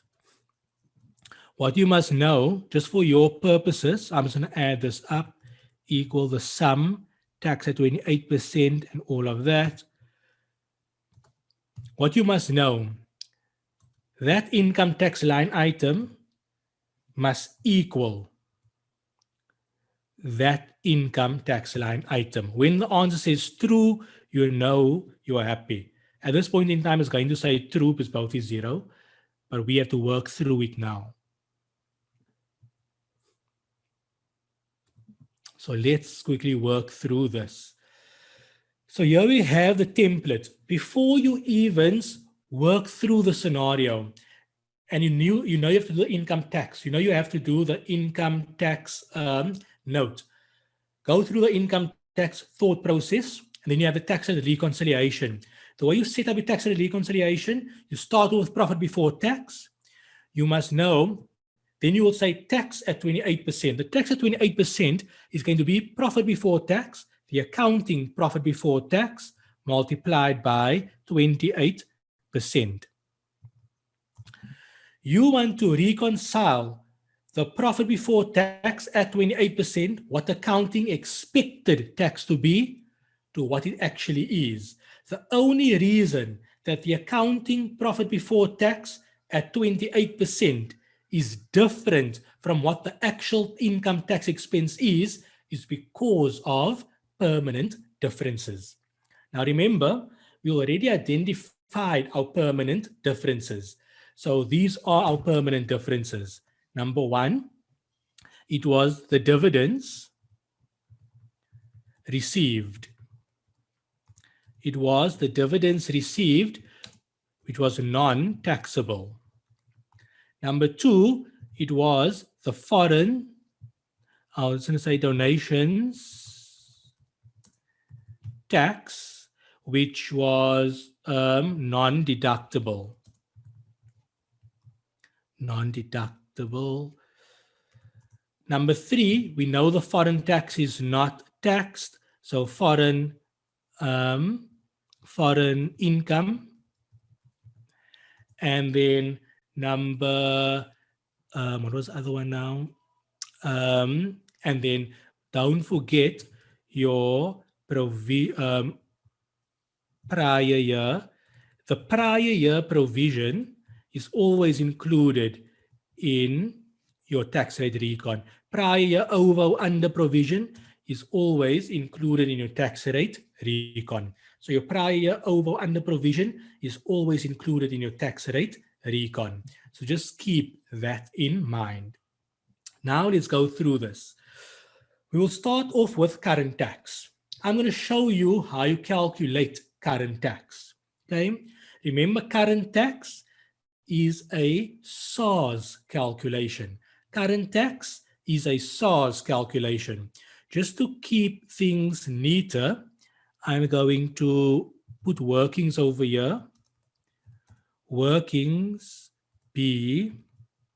Okay, so I'm going to put the workings over here. So my workings for current tax would be as follows. So the workings for current tax would be as follows. You will always start off with profit before tax. So I'm going to say profit before tax. Okay. And then I will have a heading for permanent differences. Permanent differences. And I'll have a heading for temporary differences. Temporary differences. So we list all the permanent differences under permanent differences, and we list all the temporary differences under the temporary differences. Okay, so just keep that in mind. So the only temporary difference would be here is the movement in temporary difference. The movement in temporary difference is calculated using the deferred tax calculation. Okay, so we will deal with that soon. So here I'm going to have. So here I'm going to have. Sorry, where's my.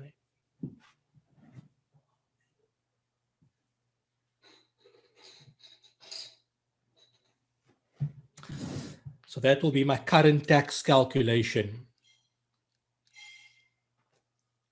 So current tax calculation, this is current tax.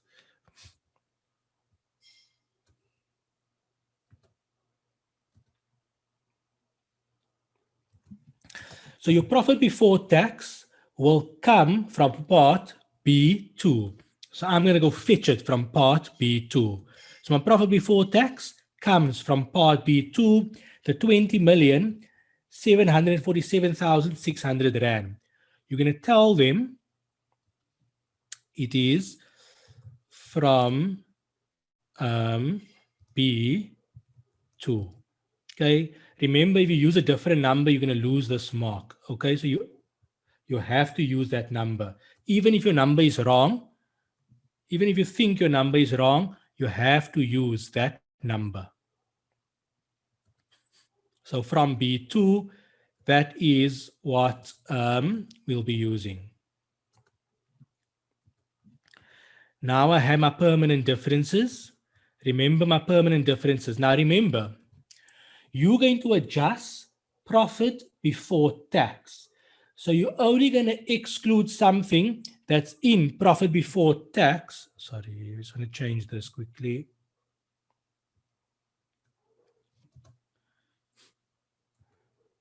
We are going from profit before tax to taxable income. So you must say, what's included in taxable income that SARS does not agree with, and you make the necessary adjustments.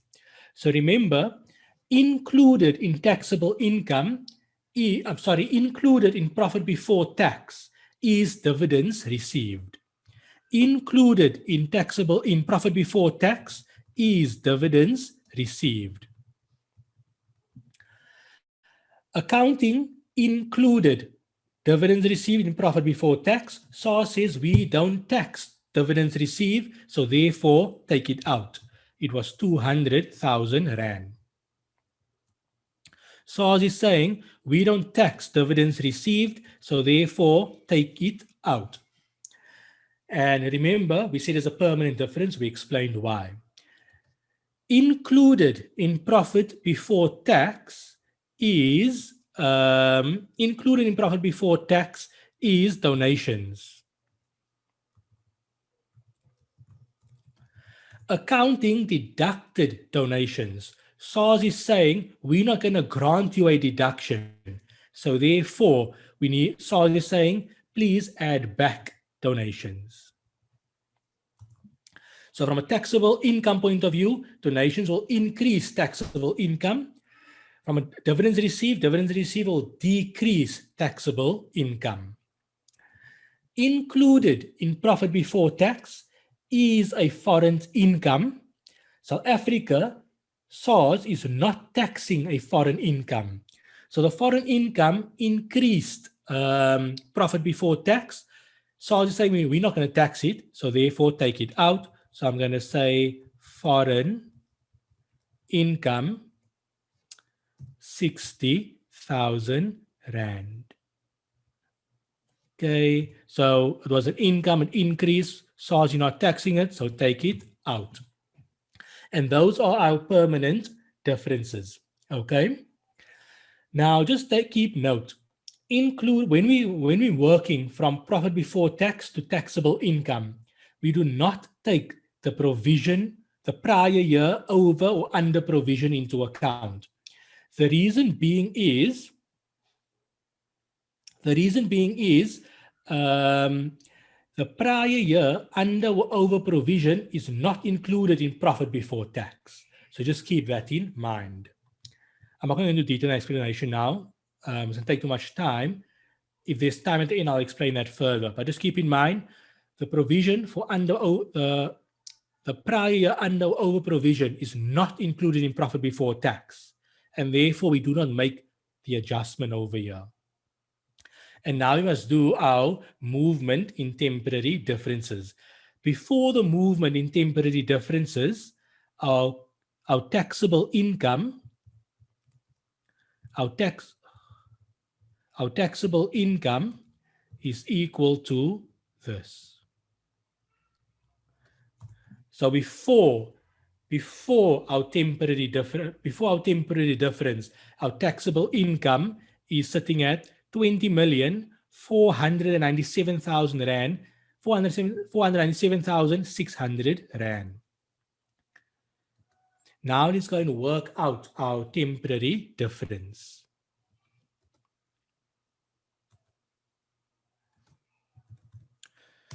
I'm going to have working 2 over there. I'm going to have working 2 over here. We're going to work out deferred tax. So let's work out deferred tax.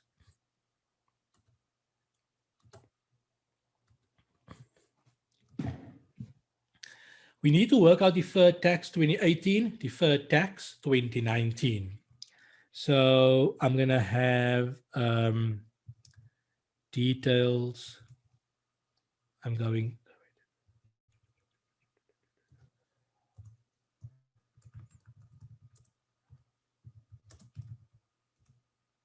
Deferred tax calculation. So I'm going to have 2018. I'm going to have details. I'm going to have carrying amount, the accounting carrying amount, tax base, the amount from SARS point of view, temporary difference. I always have a column for inclusion rate. You don't have to. And then deferred tax at 28%. Okay. So I just have my 28% over there.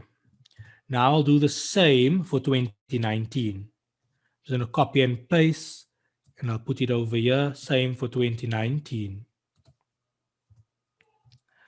So if you recall, in note number 2, there was vehicles. So I know I'm going to have vehicles. In note number 3, I think, in note number 3, where's note number 3? In note number 3, it is inventory. Okay, in note number 3, it is inventory. In note number 4, there was land. And then there's no other more assets and liabilities. Remember, deferred tax only looks at balance sheet and it only looks at assets and liabilities. So there's up until note number 4. So note number 2 deals with vehicles. Note number 3 deals with inventory. Note number 4 deals with land. And then note number 5, 6, and 7, there's no assets and liabilities. So we know there's nothing else to include. Okay, so I'll do that, and I'll do the same for for 2019. So here you must pay careful attention now, okay? In 2018, the carrying amount for vehicles, in note number 2, the carrying amount for vehicles was 26 million and the tax base was 18 million. So I'm going to go over here 16 and 28. Okay. So what was it now? 26, 1, 2, 3, 1, 2, 3, and then 18 million, 1, 2, 3, 1, 2, 3. Temporary difference is the difference between the two, 26 million minus 18 million. The inclusion rate, remember an inclusion rate either 100% or 80%. This is 100%. Only capital assets will be, that has, the capital from a SARS point of view, there's a capital asset as opposed to a revenue asset, then there'll be an 80% inclusion rate. I just include that. It makes my life easier. You have your choice how you want to do it. You don't have to include that column.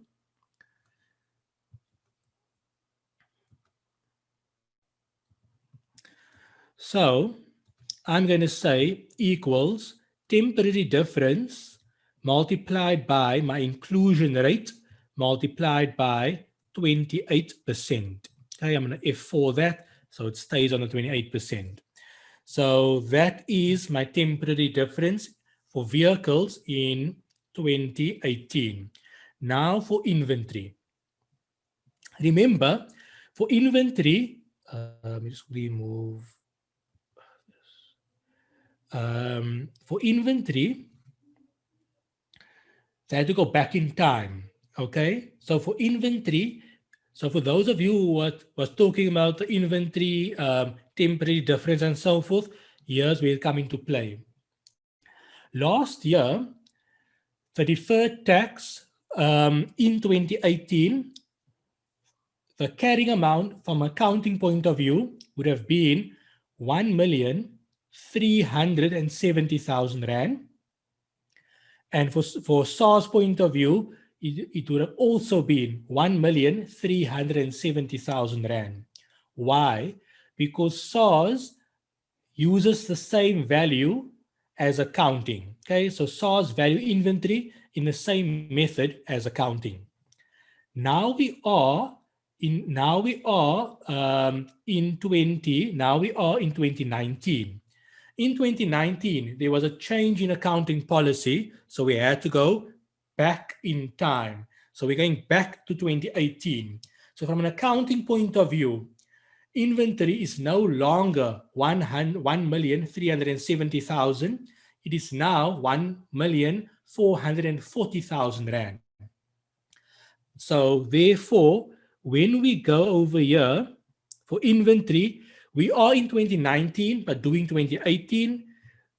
So the balance changes because we're going back in time. So we change it to 1,440,000 Rand, which is no longer using the WACC method. It is using the FIFO method. The tax base would have usually equal what accounting has. But in this case, there was a change in accounting policy and SARS is not going back to reopen the assessment. SARS is keeping their assessment as is.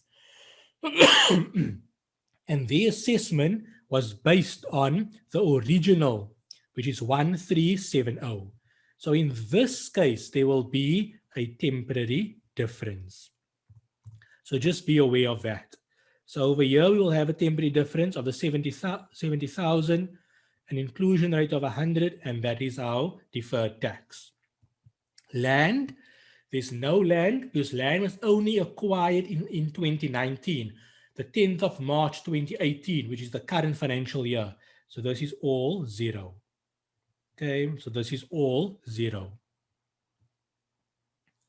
So there's no need to have anything. You don't have to include the line item land. I'm including it just for completeness purposes so we can see the differences between the 2 years. Now we come to 2019. Okay, so yeah, I'm just going to make here total.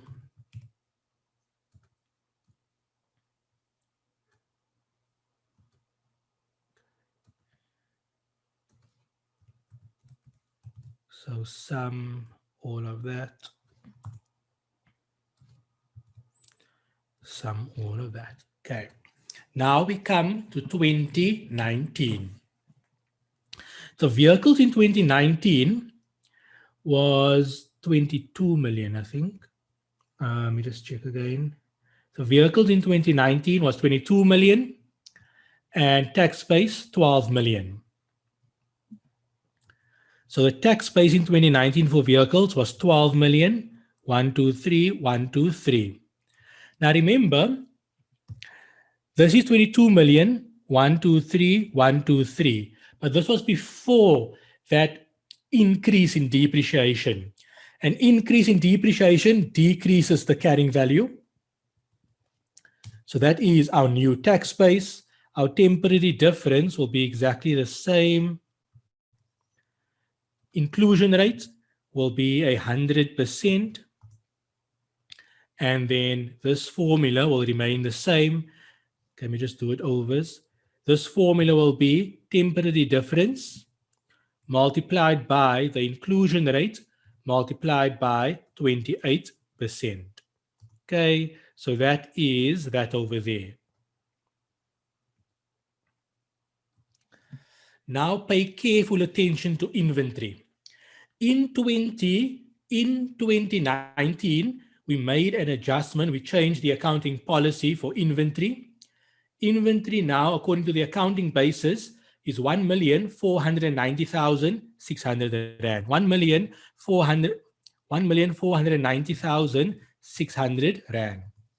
Remember, we have not yet submitted our assessment to SARS. So we must still submit our assessment to SARS for the 2019 financial year. Remember, when we submit our assessment, SARS says inventory will be valued in the same manner as accounting purposes. So therefore, it will equal the 1.4 million. That is different to 2018 because 2018's numbers changed due to the change in accounting policy, and SARS says they are not reopening 2018's assessment. So according to SARS, the assessment is 1,370,000. In 2019, we will submit to SARS based on what we currently have, which is the 1,490,600 rand. Please pay careful attention to that. So if this happens again in test 1 this year, you will know how to deal with it. So that will be 0. The inclusion rate is 100%, but remember, anything times 0 is 0. Then we have land. Now we have land. Remember, the deferred tax for land is as follows. The carrying amount as at 28 February 2019 is 3 million. 1, 2, 3. Tax base, SARS doesn't care about the revaluation. SARS takes the cost, which is 2 million. So our temporary difference would be 1 million. This is like land is a capital asset, is non-depreciable. So there's an inclusion rate of 80%, and hence we bring that down, and it brings, so that is reading as 1 million times the inclusion rate of 80% times 28%. So make this format right as well. Then we have the same total. So that would be our total. So the total movement is as follows. The total movement is total temporary difference 2019 minus total temporary difference 2018, which is 2.37. And the deferred tax movement is 607,000 rand, 607,600 rand. But we need to split this between movement movement relating to OCI, and then movement relating to P&L, profit or loss. The movement relating to P&L is only the land. Generally, a rule of thumb would be, we ever see 80% inclusion rate, that would be your OCI, but don't just always follow that rule. That's just a quick thing to have a look at. So we know that is at 28%. That must go through OCI because it's the revaluation of land. So what relates to profit or loss is the total minus what goes through OCI, and that belongs to profit or loss. So what goes through profit or loss? The total minus what goes through OCI will give you what goes through profit or loss. And that is the number that we need when it comes to our current tax calculation. So I will go over here and I will say equal to current tax. So there we go, 1370. But now let's discuss the direction. Is it a positive or is it a negative? And now here you need to just pay careful attention. This journal entry over here, is as follows. I'm just going to do the 1370. You can see it's an increase. It's an increase in the temporary difference. It's an increase in deferred tax balance sheet.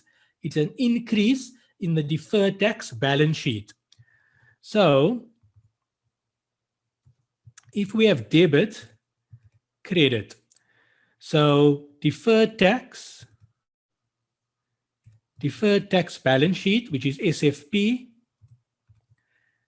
and deferred tax P&L. Deferred tax P&L. There's an increase in the deferred tax balance sheet. Okay, this is a liability. It's an increase in the deferred tax balance sheet, a deferred tax liability. A liability increases on the credit side. So there I'm going to say equal that. Okay. And therefore the debit needs to be, so profit and loss, income taxes, profit and loss increases. Now over here, we need to deal with the temporary difference, okay? What you just need to know, we are working out what is happening. So deferred tax is dealing with future tax consequences. Deferred tax is dealing with future tax consequences. Future tax consequences is increasing. Therefore, current tax consequences need to decrease. Listen again. Deferred tax deals with future tax consequences. Future tax consequences increasing. So in future, tax is going to increase. Therefore, currently, tax needs to decrease. And that is why this will be negative. So just pay careful attention. So that is taxable income. We're not looking for taxable income. We're looking for tax. So tax at 28% would be as follows, equals that times 28. And that is going to be my current tax. So I can take that to current tax. So now I'm going to go to current tax, which is over here. So current tax over there equals that 5 million. So now everything's going to go quick because we have all the workings. This came from working 1.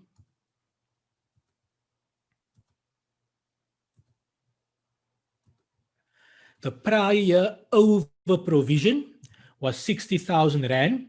We provided too much last year. So an over provision will result in a decrease. We provided too much, so SARS gives us a refund, or we just pay less, so therefore we have a decrease, okay, of 60,000 Rand. Our movement in temporary differences, this we will just go fetch from working to. Okay.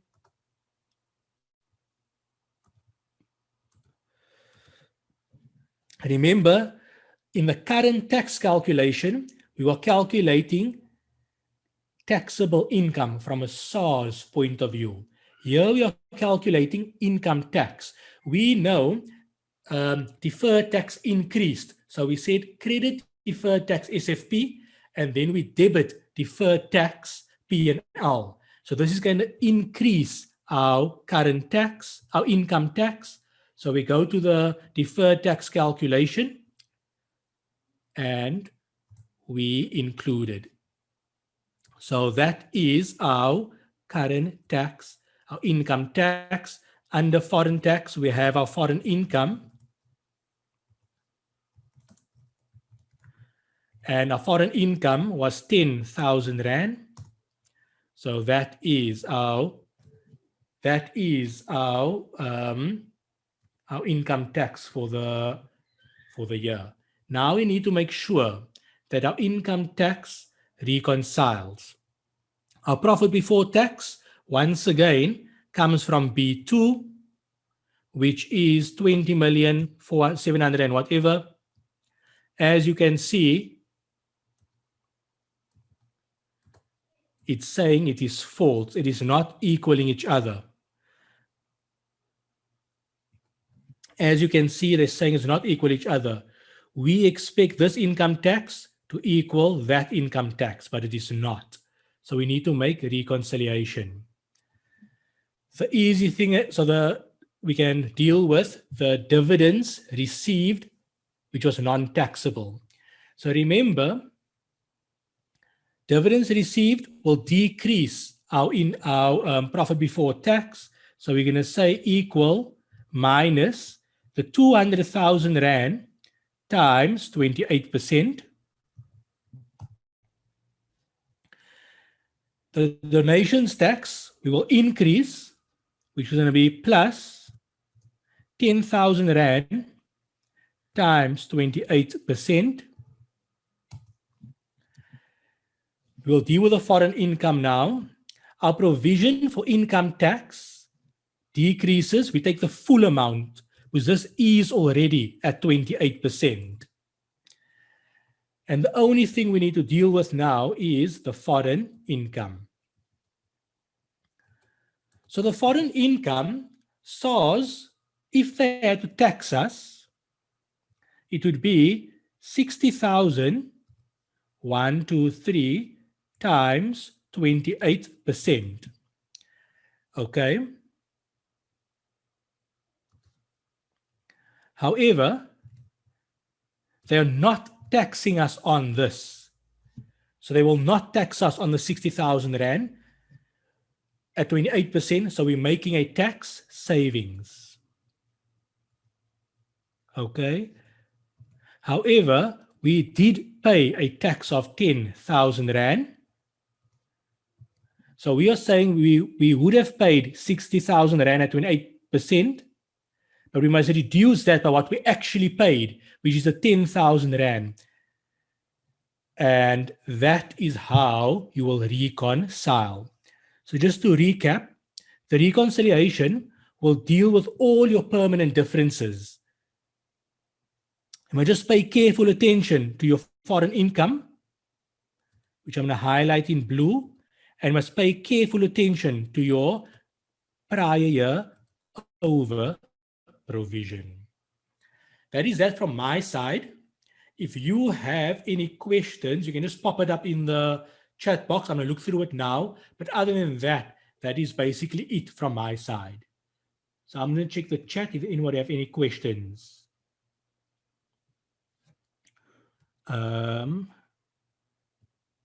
Can you explain that inventory calculation in the deferred tax calculation? Okay. So the inventory calculation over here, the 1.4 million over here, that is inventory valuation using the FIFO method, the change in accounting policy. The tax base would have usually been the same as the carrying amount, but in this case it is not. The reason being is there was a change in accounting policy in the 2019 financial year, and SARS is not changing what was submitted in the 2018 financial year. So SARS is keeping the old method of WACC, and that is why there'll be a temporary difference. In 2019, SARS, the inventory valuation is FIFO, so accounting as 1490. What accounting is going to submit to SARS will equal what accounting has, and therefore there is no temporary difference. The only reason why there's a temporary difference in 2018 is because SARS is using the old basis, because SARS is not reopening. They're not going to change the previous assessment, and that is the only reason. Is there another question? The movement journal entry. Which movement journal entry? The deferred tax movement journal entry. The movement journal entry. Okay, so I'm assuming you're talking about this journal entry over here, highlighted in purple. That journal entry, I'm only doing the part relating to the profit and loss section. Now remember, the way we did the deferred tax calculation is calculating deferred tax from a balance sheet point of view, a statement of financial position point of view. So as you can see, deferred tax balance sheet was, okay, I see what you're doing. The deferred tax balance sheet was 2,259,600 in 2018. In 2019, it is 2,867,000. It increased. So that means the balance sheet amount increased. This is a deferred tax liability. A deferred tax liability increases on the credit side. So therefore, we're crediting deferred tax liability. The other side will always be the income statement, deferred tax P&L. Okay, but I should have used actually the 300. Now, I mustn't use a temporary difference. I must use the actual deferred tax amount, which is the 300. So just keep in mind, from a statement of financial position point of view, you look at what happens with the balance sheet. The balance sheet increased. Deferred tax liability increased. Liability increased on the credit side. So I say credit deferred tax liability. For every credit, there must be a debit. The debit will go to income taxes, and therefore I'm debiting income taxes. A debit to income taxes increases income taxes. Any other questions? If there's no other questions, and then this will be it for today. So let me know. I will send this by Thursday. If you don't have any questions, you are welcome to leave. So just let me know. I'll just wait for 2 minutes. If there's no questions, then I will call the lesson to an end. I hope you found it beneficial. We ran a bit over time. So sorry for that. Next time I'll try to be keep within the time and work through the question a bit quicker. This was income tax is generally a long thing. But if there's no questions, you guys are welcome to leave. If there are questions, you can pop it in the chat over here, and I'll try to answer it as best as possible. You're welcome, as I'm glad you found it beneficial, and I'm always happy to help out. I will send out the solution and I'll send out this workbook. I'll send out the question paper, and then I'm going to sort out the recording, and then I'll let you guys know. So hopefully by the weekend, the recording will be sorted. Like I said, I'm just having some problems with loading Zoom onto YouTube. I'm still finding ways to make sure I can actually upload it, and then I will send it out to you guys. Other than that, thank you very much, guys. I'm very happy that you found it beneficial.